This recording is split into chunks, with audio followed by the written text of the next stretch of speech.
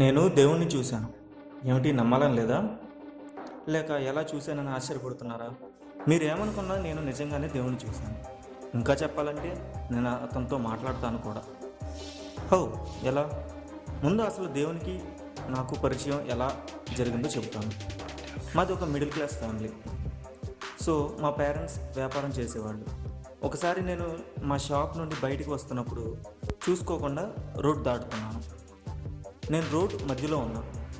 ఒక bus and ఒక lorry రెండు వైపుల నుంచి వస్తున్నాయి. ఇంతలో ఒక పిలుపు ఆగు అని. సడన్గా చూస్తే 80 కిలోమీటర్ స్పీడ్లో వస్తున్న లారీ అండ్ బస్ నాకు చెరొక వైపు ఒక 1 ఫీట్ డిస్టెన్స్లో సడన్గా బ్రేక్ వేశాయి. అయితే అప్పుడు నన్ను ఆపింది ఎవరు? మరొకసారి బస్ ఫుట్బోర్డ్లో ట్రావెల్ చేస్తున్నా. Bus full rush. లోపలికి వెళ్ళడం కుదరటం లేదు. ఫుట్బోర్డ్ మీద నా ఒక్క అడుగు మాత్రమే ఉంది. ఇంతలో లోపల నుండి ఒక వ్యక్తి నా మీద పడ్డాడు. నా చెయ్యి స్లిప్ అయ్యింది.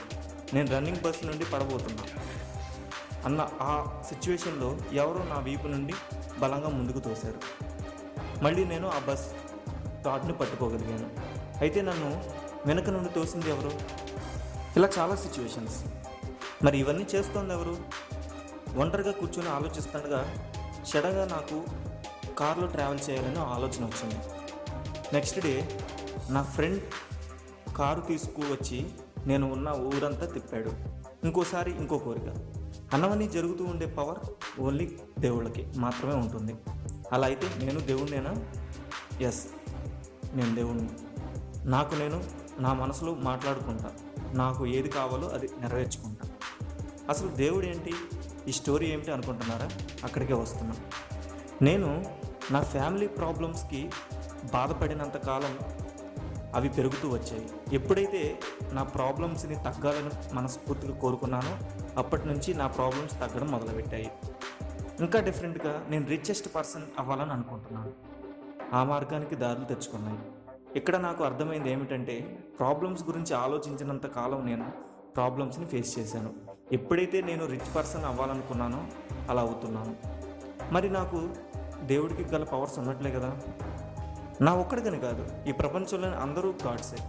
ఎందుకంటే ఎవరు ఏం కావాలనుకుంటున్నారో అలా అవ్వగలుగుతున్నారు.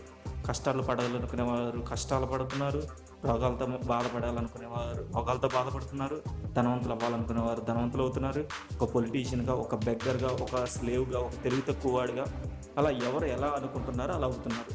అయితే మీకు ఒక డౌట్ రావచ్చు, ఎవరు కోరి కష్టాలు తెచ్చుకుంటారని.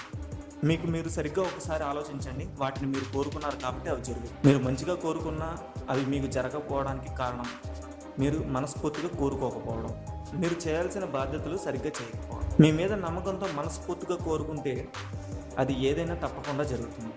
అయితే మన బాధ్యతల గురించి తెలుసుకుందాం. మీకు తెలిసే ఉంటుంది, ఒక శివుడికి కానీ, అల్లాహ్ కానీ, జీసస్కి కానీ, అలా దేవుళ్ళందరికీ కూడా ఎందుకు వాళ్ళని దేవుళ్ళని పిలుస్తున్నారు? నాకు ఒక విషయం చెప్పండి, హూ ఈజ్ గాడ్? ఎంతోమందికి ఎన్నో అర్థాలు తెలుసు. ఓవరాల్గా గాడ్ అంటే తన మీద తనకు పరిపూర్ణ విశ్వాసం గలవాడు, ఈ ప్రపంచాన్నంతా తనదని భావించేవాడు, ఈ ప్రపంచం గురించి తెలుసుకున్నవాడు, ఈ ప్రపంచానికి తన అవసరం వచ్చినప్పుడు తప్పక చేసేవాడు. ఇంకా కొన్ని ఉన్నాయి. వాటి గురించి తెలుసుకోవడానికి యూజ్ అయ్యే కొన్ని బుక్స్ని నేను ఈ వీడియో డిస్క్రిప్షన్లో ఉంచుతున్నాను. మరి ఇంకెందుకు ఆలస్యం, మిమ్మల్ని మీరు భగవంతుడిగా భావించండి. మీరు ఏం కావాలో అది పొందగలుగుతారు. నేను మీ సరిసర్దే. మీ సజెషన్స్ అండ్ ఐడియాస్ని మాతో తప్పక షేర్ చేసుకోండి. Thank you.